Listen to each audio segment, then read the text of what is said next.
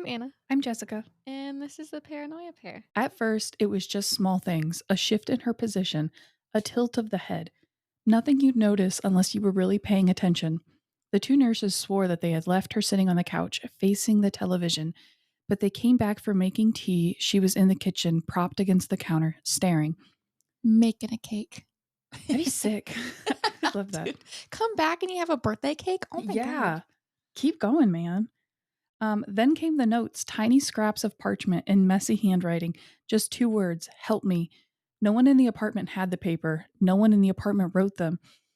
They thought she was harmless, just a doll, but the thing about dolls is they're made to look human and sometimes decide to act the part. Sophie, don't End get scene. any. Yeah, I know. I was thinking about her when I was reading this stuff. Do you know the origin story of Annabelle? I don't, but I did have a Raggedy Ann doll when I was little. Well, the thing is Annabelle gained so much power because the nurse treated her good. Aw. And so then it's like, it's no win. Like, do you treat your scary porcelain dolls badly or goodly and then get No. haunted? Like, either way. Honestly, if I get haunted because I'm being nice to them, I'd rather that than It's me like being mean. it's like story of your life I too. couldn't handle myself being mean to an inanimate object ever. So in 1971, a 28-year-old nurse from Hartford, Connecticut, was gifted a Raggedy Ann doll by her mother for Christmas one year. Side note, I think the what's it called? New England? Is that what it's called? I feel like that's like the perfect spot. Like just the coast. I genuinely was confused at first because I was like, New England, isn't that in Canada? Is it? No. No, I'm just an idiot. It's like It took me like a few hours to realize that I'm just fucking stupid. And I was like, no, it makes sense. That's over by like New York and stuff, isn't it? In Maine? And this is why they say Americans are dumb. Anyways, after taking the doll home to the apartment shared with her roommate, another nurse, it only took a few days for them to begin noticing things, but wrote them off as being part of their imagination, which would not happen for me. I would immediately. I one time got these, we were gonna have a storm years ago, and I got these like orb lights you Mhm. like stick on the wall Yeah. and you press them and they like turn on. And then it came with a little remote and you could change the color of them. I normally didn't. I got them and I put them on the wall next to where I slept just in case we lost power overnight. And like, since I was home alone, like that way I could just like turn that light on because I'm scared of the dark, obviously, because I'm, 70 years old. yeah. And, well, they started turning on by themselves and they could turn any color. And so I started associating them. Like I would kind of talk to them. And if they were green, I knew they were having a good day. And if they were red, I was like, oh, fuck, what did I do? And eventually the batteries died, thank God. Did And they ever turn red? yeah, they turned red a lot. No. I'd like wake up at like 3 in the morning and they'd be red. And I'd be like, okay. Is there And anything I can do? yeah. I brought you flowers, Mr. Ghost. And my husband was like, I told you not to bring that weird shit into the house because like I like Halloween decorations. I told you not to bring that weird shit in here. So he was convinced that I got our house haunted because I bought orb lights. Anyways, the batteries died and I never put them back in. So it only took a few days for them to start noticing things, but they wrote them off as being part of their imagination. The two roommates had made a game out of moving the doll around the house for the other one to find. And like eventually the game was no longer fun, so they stopped doing it. But Annabelle didn't. They continued to find her in places that they hadn't left her at and claimed to have seen her limbs even move. And I'm never playing that game. you should with your husband. Just put like one morning, just put her in the bedroom or something, or like, at nighttime. I fear she'd get thrown away. Yeah, fair enough. Multiple times, the pair of nurses found parchment paper around their home with help me or help us written on it. And especially confusing because neither women owned this parchment paper that they were finding. Oh. Like they didn't own this, like it wasn't like from their stationery or a Yeah. notebook or anything. So at this point, the women began to become scared, and one of the nurses went out to meet with a renowned medium. The medium told the nurse that the doll was haunted by a 5-year-old girl named Annabelle, who was hit by a car outside of their apartment complex and killed. The medium told the nurse that the doll was not possessed by anything harmful, and with that, the nurse took the doll home. Believing the doll was inhabited by the spirit of a young girl, the woman began like treating her like an actual child. And the girls would buy clothes, toys, jewelry, and candy for Annabelle. With time, the energy changed. The women began hearing knocking on their walls. They would see flashing lights on their ceiling. Their beds would rattle, and they even heard a low growl come from the doll, which fuck that. Like, I'd be done with there. Darling, no. I I think can deal with like the notes on parchment paper. they said that one time they came home and I think it was one of the boyfriends or something, and she was standing in front of the door, and like Raggedy Ann dolls can't stand, they don't have that. And so like Yeah, they're just stuffing. yeah, so apparently she was standing, like she was seen standing on her own. Eventually one of the boyfriends of a boyfriend of one of the nurses told them that they needed to burn the doll. No. And the afternoon before they planned to burn the doll, the boyfriend was asleep on the couch. He had a dream that Annabelle was choking him, and when he woke up, he found that his neck was lined with scratches and deep red welts. From here, the activity ramped up quickly. Picture flames, picture frames exploded off the walls, chairs rolled across the room, lights flickered on and off, and the boyfriend was attacked. How about we don't talk about burning the doll in front of the Literally. Why would you have that conversation at home? Like, hey, let's go get a sandwich. Yeah. Like, why would you say it at home? At this point, the terrified women contacted the High Episcopal Church in Hartford, which connected them with paranormal investigators Ed and Lorraine Warren. The Warrens concluded that the Annabelle doll was actually a demon preying on the young women's sympathy. After the medium conducted the seance, the demon was released and gained more power from the women doting on the doll. Which, fuck that medium, by the way. Like, you need your sign out front that says palm readings, like, taken. I'd be so mad if I went to someone who's supposed to know about the paranormal and they caused the paranormal to like haunt me like that, like a violent haunting. I'd be so Yeah. fucking pissed. I'd be egging their house. Or I take the haunted doll to their house and just leave it with the medium and be like, this is your problem. Their home had become infested at this point, with the Annabelle doll acting as a doorway for the paranormal to enter. After a supposed death that Annabelle was believed to be involved with, the doll was taken by the Warrens to lock up because they believed the demon was too strong to be exorcised. I just want to say, I personally don't like the Warrens. I don't either. And Thank God. I actually was going to do an episode on them. I They- might still do it. Yeah, they seem so just, I don't know. Predatorial. Yeah, like it was more for like they're like Zach Baggins. Mm-hmm. And I watched an interview of them talking about like this original story. And Ed was like making fun of the nurse for getting a doll for Christmas from her mom. And I'm like, why are you being a douchebag about it? Like, maybe she collects them. Who cares why her mom gave her a Raggedy Ann doll at 28? Yeah. Like, why are you making fun of her for it? And he just seems so full of himself. I'm so glad you don't like them because, like, I like the cinematic Ed and Lorraine Yeah. Warren. I love them in the Conjuring movies, but I don't. In real life, Yeah. I feel like they're horrible people. Yeah. They don't seem like authentic, and I don't know. I don't believe a lot of what they say. Mm-hmm.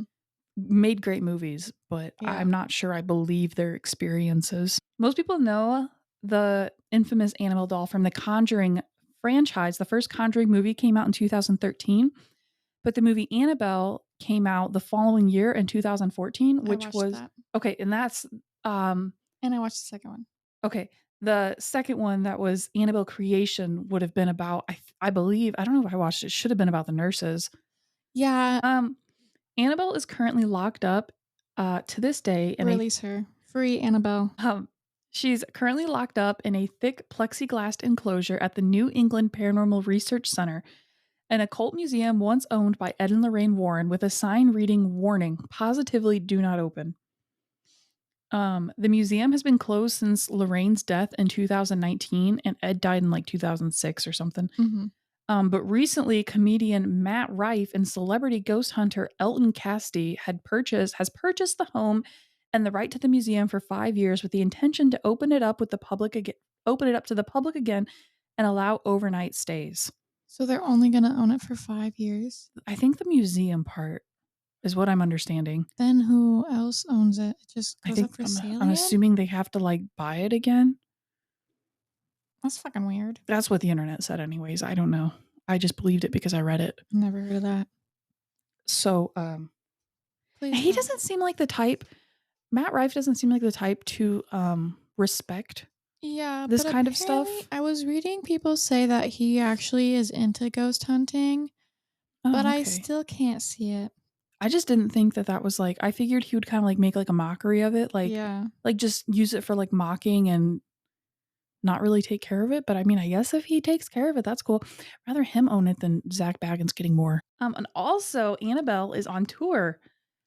Uh, Yeah. that guy died on tour with her. Yes. And as of now, the autopsy still has not come back. It could take 60 to 90 days. Too long. I don't understand why it needs that long. Like, I I feel need like it it's pretty cut immediately. and close, like why he died. Like, it's not like, I don't know. But apparently he was found in his hotel room by coworkers, Mhm. and Annabelle was not on site when he died. Where did they find her? Well, I'm assuming that she was somewhere else, like Oh. because video I saw was them pulling her out of like a van or like a U-Haul type thing, along with other stuff. Why is Annabelle traveling in a I U-Haul? don't know. That seems a lot less bad than her being in your backseat, though. Get her a limo or something. With a hot tub. Or a Cadillac. Hell yeah.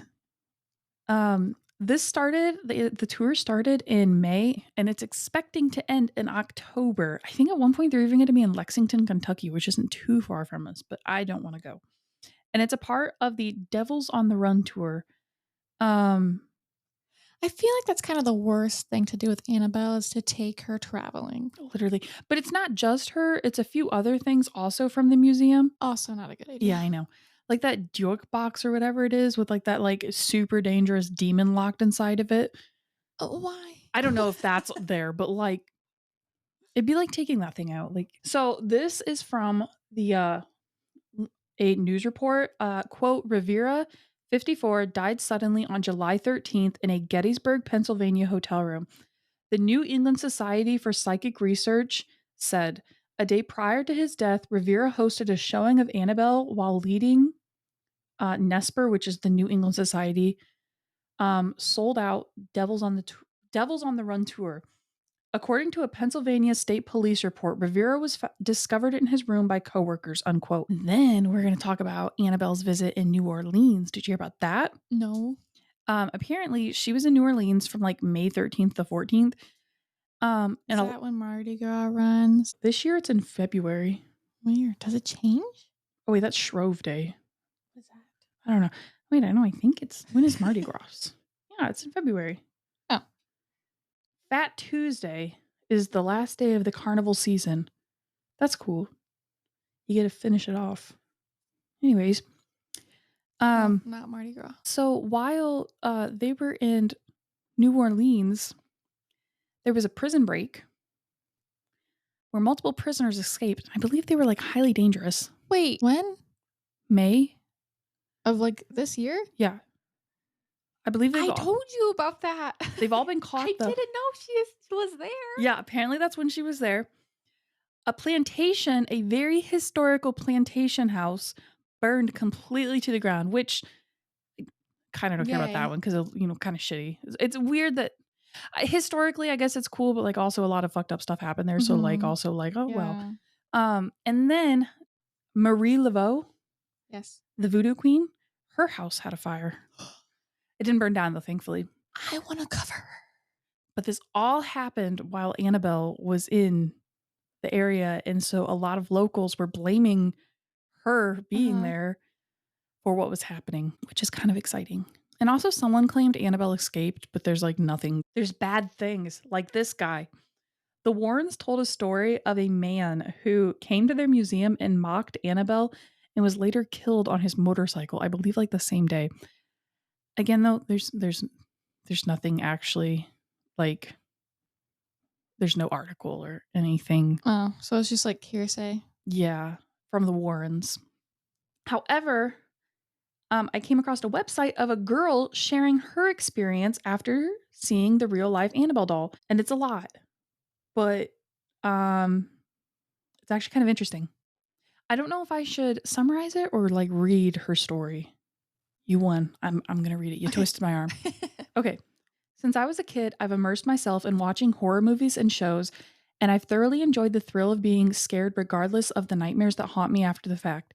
However, I never thought that my life would turn into a horror movie.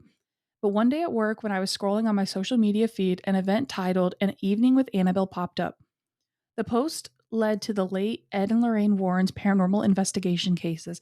The Warrens dedicated their lives to investigating the extreme paranormal cases, and their work is at the center of the popular Conjuring universe. The site was created by their son in law, Tony Spira, who carries on their work and is married to their daughter, Judy Spira. It was selling tickets for an event hosted by Tony in An Evening with Annabelle. The event would consist of a dinner showcasing items from the Warrens' occult room and a final viewing of the real Annabelle doll. My stomach sank with excitement. This evening was right up my alley, and I didn't think twice about shelling out for a ticket. The, sorry, pardon. The event took place October 29th, 2016 in Monroe, Connecticut, in a large Italian restaurant called Roberto's. Imagine like having to shut down your restaurant so like people could look at scary things. I don't know. It just seems weird to like have it. Imagine showing up, paying like a ticket to go to a restaurant, and you're just eating spaghetti across from the Annabelle doll. Like hearing the stories. I don't know. I feel like My meatballs levitating, guys. it just seems tacky. Like I'm just Yeah. you'd think they'd like rent out like a big hotel like a lobby or something, but like it was a restaurant. Uh the backside of the room was filled with antique occult objects, the shadow doll and the conjuring mirror. They are some of the most noteworthy items from the Warrens' occult room. At the center of the back was a tall, lengthy object covered with a sheet on top. Everyone knew Annabelle was underneath. Tony was a great speaker and walked through the life of Ed and Lorraine Warren. The event went perfectly at first, but the evening took a heavy turn when we all started listening to real possession tapes. I can still hear the dark words from the tape as clear as day in my head. Tony hesitantly paused the tape and confessed he didn't like to play entirely because something evil may manifest if you listen too long, which Nuff said. I don't. Why are we playing them at all if that is a I know. possibility? I half thought I was like, oh, maybe I should look it up, and I'm like, nah, I don't really want to. I'm good. Sorry, I'm not. We're not those people. The dark voice on the tape was even making jokes. Tony told the room that dark entities enjoy making jokes, and possessions aren't how you always see them depicted in the movies. My eyes widened in amazement. When it was time to unveil Annabelle, Tony gave a few frightening words beforehand. He warned everyone not to mock her or say anything negative and not to tease her. Everyone was silently nervous. Tony talked about a man attending one of the events that proceeded to mock Annabelle. When he left that night, he got into a serious accident on his motorcycle and was found dead. Now, I don't know about you, but when someone tells me not to do something, doing that very thing is all I can think about, which is so true because like it's like the Bloody Mary thing. Mm-hmm. Then like I'll be alone with myself at night in my head and I'll keep saying it over and over even though I wanted to stop because I'm like afraid. So like I totally understand what she's saying here. And then you start freaking out because you're like, oh my God, I've been saying it in my head. Does it Yes. count? Yes. And then you're like, what if I accidentally say it 3 times? Well, it counts in your head in this case. No. One by one, people got up from their seat and took a photo with Annabelle. As I waited in line, I kept thinking, okay, just take a photo, don't mock her. Just go quickly, don't mock her. I kept repeating the same phrases in my head. Somehow my mind slipped into a dark place and I mocked her. In my mind, I thought about how hideous she looked inside the box. I screamed internally to put that thought away and I took my photo with her. It was surreal to be standing next to her. At this point, I was on cloud 9 at the idea of being in the same room with such an infamous object. However, it never occurred to me that I could bring something home with me. And for the next year and a half, I was stuck in a living nightmare. As I settled back home at my roommate's house, I had just finished eating dinner and I was taking my plate downstairs. I remember stepping on the ground, but somehow it felt like I missed a step.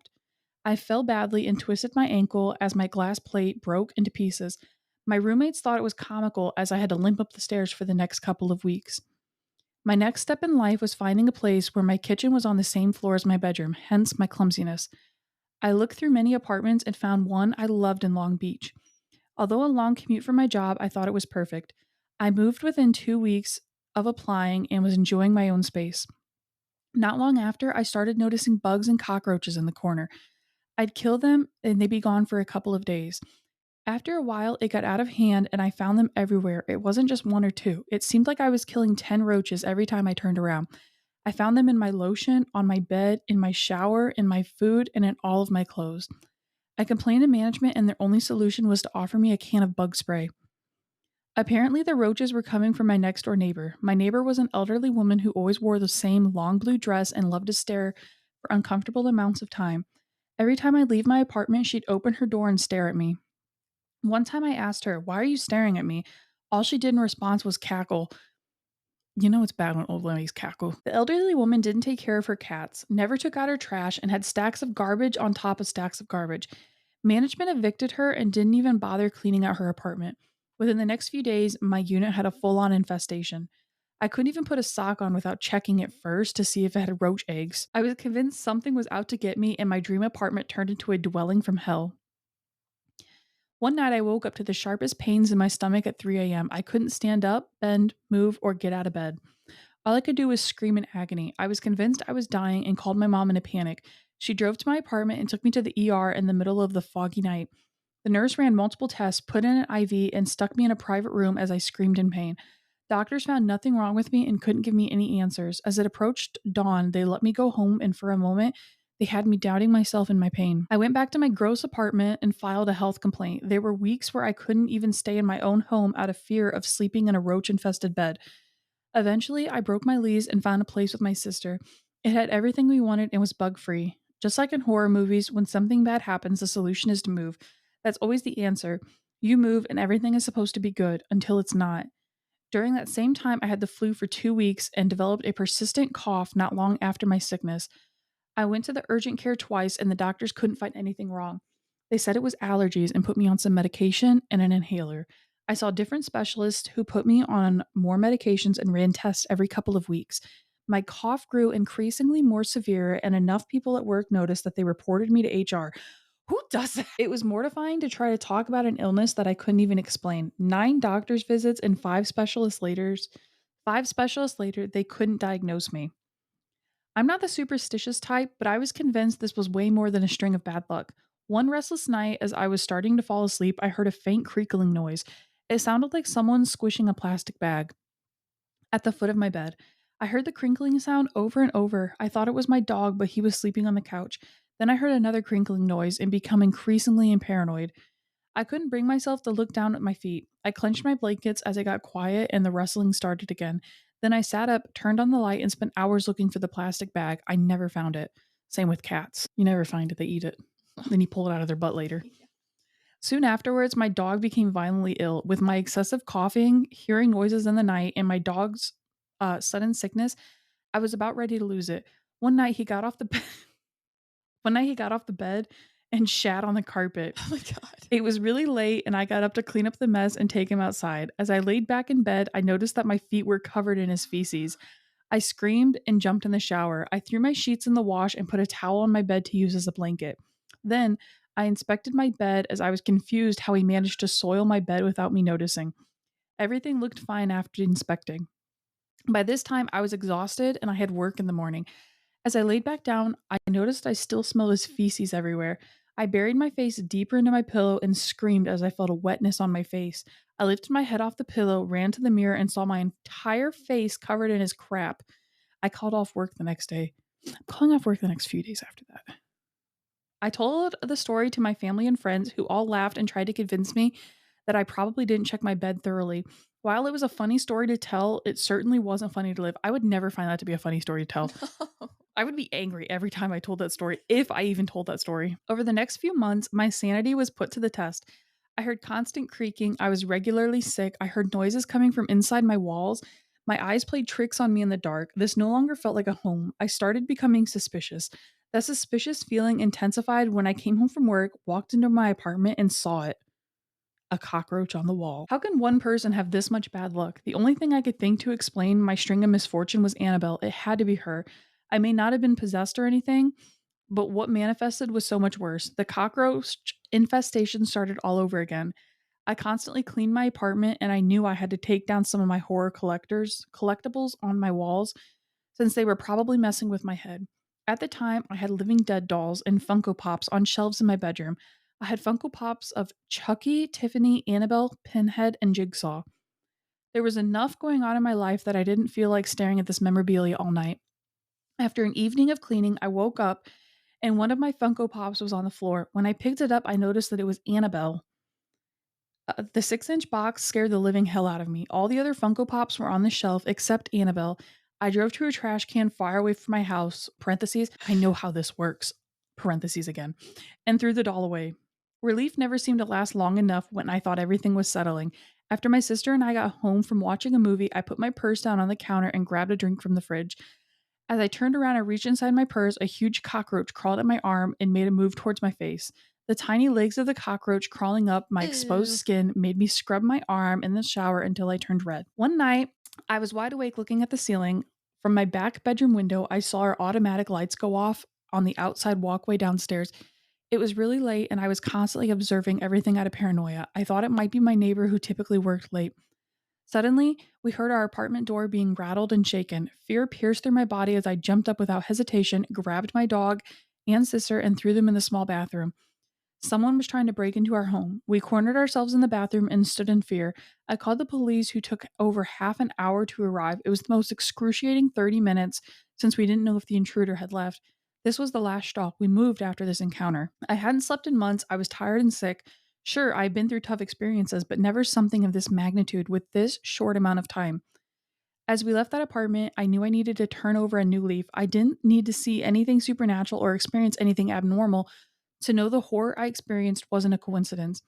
Between all the unseemly happenings, I experienced car problems regularly, had a hard time functioning, and couldn't get ahead no matter how much I tried. It always felt like something was enjoying watching me suffer. Whether it was Annabelle or not, every area of my life was invaded and my physical and mental health suffered. I trashed the outfit I wore the night I met her, threw out all the souvenirs from the event, tossed the purse I carried that day, and even got a new phone. Additionally, I deleted the photos from the event, everything slowly starting to get better and my life no longer feeling like a twisted horror movie. I moved into a better apartment, my illness was suddenly gone, and the strange occurrences at night all stopped. Did she apologize to Annabelle? Apparently not. Because I would have bought a ticket, And gone gone to again? yes, and be like, I am so sorry. Well, I think it said she did this in 2016. I would still Well, then Lorraine died in 2016 and then the museum was closed. So that's some shit she couldn't even go back. go to the museum and Like get a slip the note. megaphone. I'm so sorry. Literally. I deleted photos off my social media pages from an evening with Annabelle. As I still love horror, I'm reluctant to post anything horror related on my platforms due to a subconscious or even conscious fear of the situation repeating itself. I had to dig through my trash and archives to find the photo of me and Annabelle. Tread lightly. If you stare at the photo, whatever you do, don't mock her. And that's her and Annabelle. So Annabelle's scary. It kind of sounds sort of similar to Robert the Doll, where you have to apologize. I'm now afraid that I'm gonna think mock her. But yeah, that's my thing on Annabelle. Terrifying. She's still out there on tour right now until October. Do they have you know how they have like salt circle things? Do they have like salt circles around her or something? They Or what? have like sigils, and the case has been blessed by priest. Don't they come like every so often to bless her Probably. thing? Honestly, I didn't read it, but probably. Oh, okay. I definitely believe that she's haunted and I wouldn't mess with her, but I really struggle with the I Warrens. feel like at some point they gotta put up like a no photos please sign. Yeah, well, with Robert the Doll, you have to ask his Yes. permission, and I would never feel confident enough that he gave me permission to take the photo. In fact, I would not put myself in that predicament. Yeah, how do you know if he tells you no? There was on YouTube when I looked up Annabelle doll, because I like to like watch stuff too. There's a girl on there who has apparently haunted dolls, and she was like asking for their help. Something to do with the Annabelle doll. Yeah. I didn't watch it because I'm afraid that when I watch scary things, I'm gonna get cursed. Like that Zach Baggins movie, The Demon House. The very intro says, "Warning: some people have claimed to be haunted or possessed after watching this film." I immediately backed out of it. I never went any further. I don't risk it. I'm a chicken. There's this girl that I used to watch. Her name's Graveyard Girl. She collects dolls, like old, like, decrepit dolls. It's too scary. Thanks for listening. If you enjoyed this episode, you can find us on Instagram, TikTok, YouTube, and Facebook at Paranoia Pair Pod. And we will see you next Friday. Stay spooky.